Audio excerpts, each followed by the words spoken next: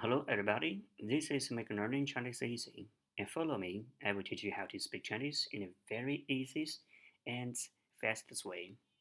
Today, we're going to learn Do you speak Chinese? Now, here we go. 早，你讲汉语吗?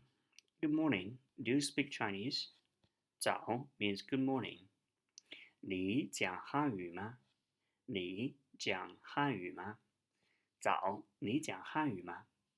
对不起，我不讲汉语。I'm sorry, I don't speak Chinese. 对不起，我不讲汉语。很遗憾，我只会讲一点中文。Unfortunately, I only speak a little Chinese.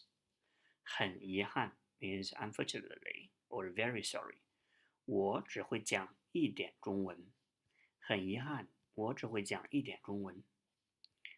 没关系，我懂你的意思。That's all right, I understand you. 没关系，我懂你的意思。Now, this is today's lesson. We're going to play it together and practice together. Now, follow me. 早，你讲汉语吗？对不起，我不讲汉语。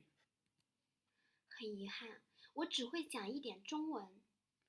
没关系，我懂你的意思。Okay, everybody.